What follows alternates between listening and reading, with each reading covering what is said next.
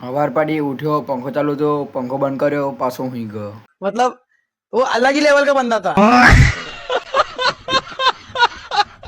उठ्यो ब्रश કરવા ગયો તો ફરી આજે ટૂપ પતી ગઈ. मतलब ये जो फिर वही बात आ जाएगी, जो गरीब हो ना आदमी, यो साला अपनी आदत से गरीब हो.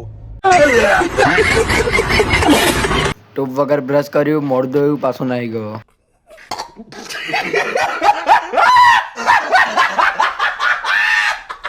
ઘેર ગયો, ખાપમાં જોયું, વાર ઓરવા ગયો ત્યાં કોચકોચ ગાયબ થઈ ગયો. બાઇક દડવાળો તો બાઇક લોકો ગયો તો નામ જ ઉખડી ગયું.